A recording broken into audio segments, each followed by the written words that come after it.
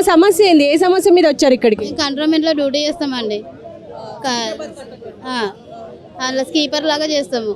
ఇప్పుడు 3 నెలల నుంచి సడన్గా ఆపేసారు మమ్మల్ని. లావుగున్నారు అనేసి. మేము ఎట్లుంటే పని చేస్తున్నాం కదా లావుగున్నామని, ఆమె బక్కగా ఉందని అట్లా పని ఆపేసారు. ఇప్పుడు 3 నెలల నుంచి తిరుగుతున్నాము. తీసుకుంటామని తీసుకుంటూనే లేరు. అబ్దుల్ సార్ అనేటైనా ఆపేసిండు మమ్మల్ని. ఎవరు ఆపేశారు? అబ్దుల్ సార్ బోర్డు మెంబరా? Health superintendent. మరి బోర్డులో ఇంకా పెద్ద పెద్ద అథారిటీస్ ఉంటారు కదా, వాళ్ళకి చెప్పింది ఎవరు పట్టించుకుంటలేరు.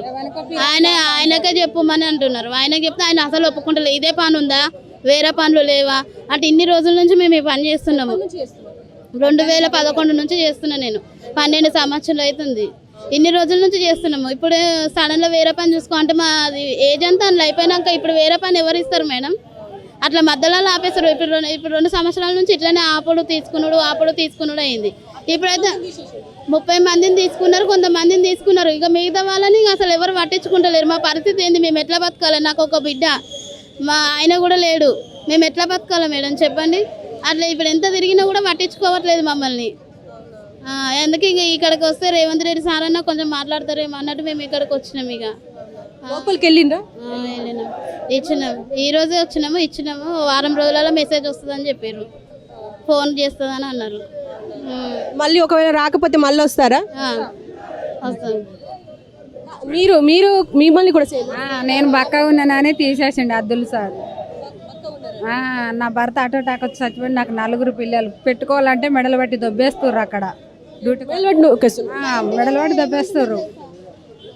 కావాలి మాకు డ్యూటీ అంటే నేను పని చేయనా సార్ అని అంటే మెడలు బట్టి బయటికి దొబ్బేస్తుర్రు డ్యూటీ కావాలని పోతే.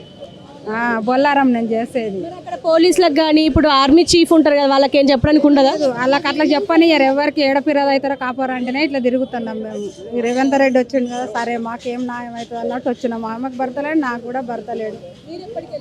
మేము 5 సంవత్సరాలు చేయబట్టి పని చేయక కూడా కాదు. అసలు మా భర్త చచ్చిపోతే కూడా 15 రోజులు కూడా లీవ్ తీసుకుంటే నన్ను షార్ట్ పెట్టి అసలు మస్తు తిప్పలు పెడితే 15 రోజులకు వచ్చేసి చేసిన కానీ అసలు నాది అబ్జెంట్లు కూడా లేవు కనీసానికి. వాళ్ళు ఎట్లా ఆపుతారని ఏమన్నా అంటే ఆమె బక్కగా ఉందంటే నాకన్నా బక్కగా ఉన్నారు. 60 ఏళ్ళు కూడా ఉన్నారు. నన్ను తీసారు.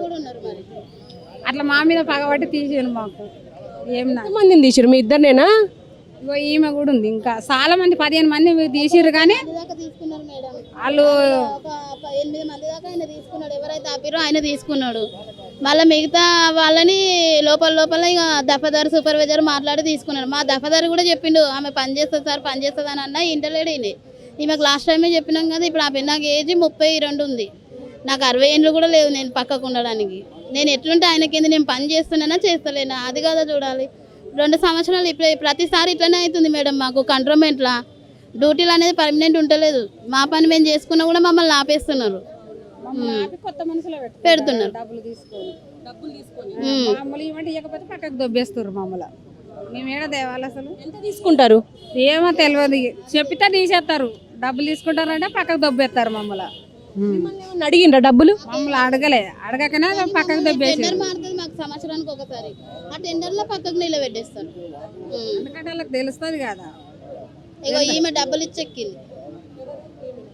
ఈమె కూడా ఎన్ని డబ్బులు ఇచ్చెక్కిరు? నేను 70,000 దాకా ఇచ్చిన మేడం.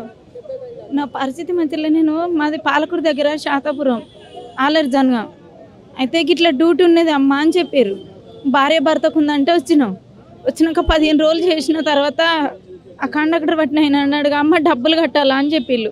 ఫస్ట్ డబ్బులు లేవు అన్నారు. సరే డబ్బులు అంటారులేంది అన్న. లేదమ్మా మీ ఇష్టం ఉంటే చేసుకోవాలి లేకుంటే లేదన్నారు. సరది అని జీతంలో కట్ చేసుకున్నాను. నాకు కాలుకు యాక్సిడెంట్ అయింది. ఆ రోజు టెండర్ మారింది. టెండర్ రోజు నాకు యాక్సిడెంట్ అయింది. సరే సార్ అని నా రిపోర్ట్లు మేడం, ఈ రిపోర్ట్లు అన్నీ చూపించి పంపించిన సూపర్వైజర్కు. సరేలే అమ్మ అని కాలు తక్కువైనాక రా అన్నారు.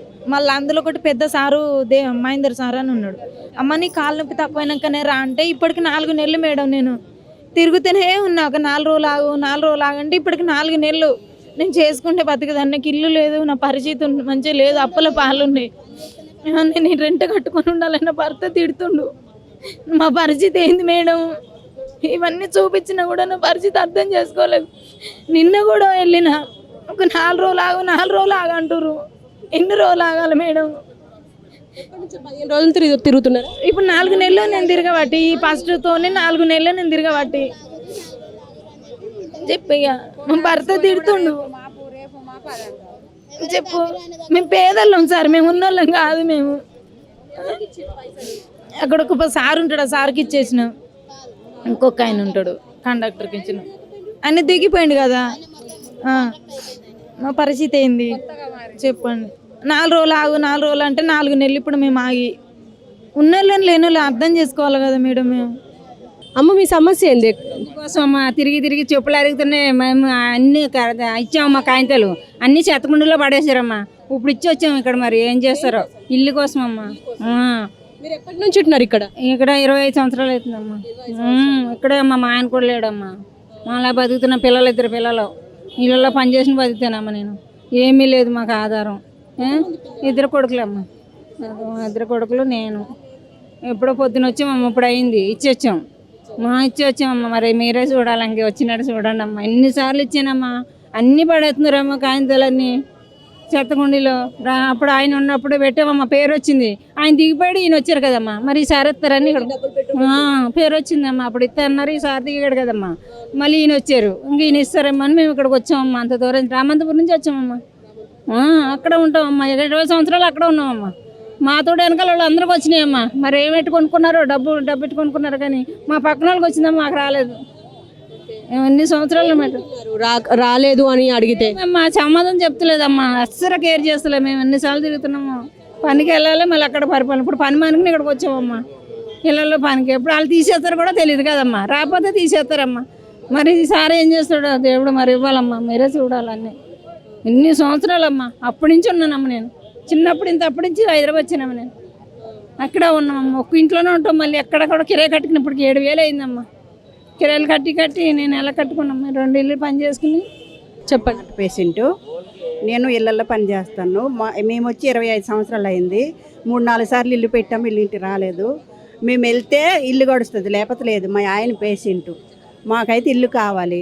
కిరాయి కట్టుకోలేక చచ్చిపోతాను. మీ ఇష్టము. అదే సీఎం గారికి చెప్పండి. ఎన్నిసార్లు చేసినామండి, ఏది రాలేదు. ఈ డబుల్ బెడ్రూమ్ కూడా పెట్టాము, అది రాలేదు. ఈ కిరాయి నెలకు 5-6 వేలు కట్టాలంటే ఇళ్ళల్లో పని చేసుకుని ఏం కడతామండి. అదే సీఎం గారి దయ వల్ల ఇల్లు ఇవ్వాలి, మాకు ఇల్లు కావాలని పెట్టాము. మా ఆయనకు పింఛన్ కూడా రావట్లేదు. మా ఆయన పేషెంటు. చెప్పండి. మీరు लिस्ट में भी नाम है। डबल बेडरूम कैसे है मैडम? मेरे को 10 साल हुआ अप्लाई करके, चिट्ठी भी है अप्लाई करके। कलेक्टर साहब भी करे, रंजित साहब भी करे, सीएम साहब को एप्लीकेशन दी। अब मैं इंक्वायरी हुई मैडम, मेरे 4-5 बार इंक्वायरी, 2 बार इंक्वायरी करे, घर को आके भी करे। नाम भी लिस्ट में भी नाम है मेरा। कब से कर रहे हैं? क्या मैडम? डबल बेडरूम के लिए डबल बेडरूम, उसके बाद उसके पहले इंदिरामा इल्लू पथकम थे ना? ये करे मैडम, ये 10 साल हुआ ये अप्लाई करके। 10 साल हुआ इंक्वायरी करे आके घर को 2 बार इंक्वायरी करे मैडम। मेरे 6,000 किराया है, मेरे 5 बेटियां हैं। मैं घर के काम पे जाता हूँ मैडम। हमारा शौहर बोले तो लेबर काम करते, कभी मिलता कभी नहीं मिलता उन लोगों को। मेरा जल्द से जल्द मेरे पट्टा नहीं तो चाय देना मैडम। देखो कलेक्टर साहब का भी है मैडम। मेरे को क्या बोले? अंदर गए तो क्या बोले? हाँ होता अम्मा, होता बोल को बोले। एप्लीकेशन लिए ना, आता तुम्हारा मैसेज नहीं तो फोन आता बोल को बोले मैडम। आइडियो का नहीं आ रहा ना, क्या बोले? क्या कुछ आंसर दिए कि इसके वास्ते नहीं आया बोल के? नहीं बोले मैडम, आता तुम्हारा पक्का 90% आता बोल को बोले मैडम। मेरे को सीएम साहब से रिक्वेस्ट है, मेरे जल्द से जल्द पटाने चाबी दे देना। मेरे लिस्ट में भी नाम है मैडम। कौन सा एरिया से? इसुपुरा श्रीराम नगर, हैदराबाद में रहते हैं। मैं बाजू से रहते मैडम। किराया है मैडम। मेरे शौहर है, ये लेबर काम करते, कभी मिलता कभी नहीं मिलता। मेरे 5 बेटियाँ 6 देखो मैडम। घर का किराया 6,000 रुपये है। का करे तो खाना मैडम, स्कूल का क्या करना, क्या भरना, क्या भरना हमें मैडम। देखो मेरे लिस्ट में भी है नाम, अब तक नहीं है मैडम। 2 बार इंक्वायरी कर ले गए मेरे आता तुम्हारा लिस्ट में है ना, आता नाम बोल को बोल रहे मैडम। अब तक कुछ भी नहीं हुआ। उसके बाद से ला के अप्लीकेशन दी मैडम मैं। చెప్పండి మీ పేరు? నేనావత్ రాజ్య నాయక్. ఏంటి, ఏ సమస్య మీద వచ్చారు? భూ సమస్య.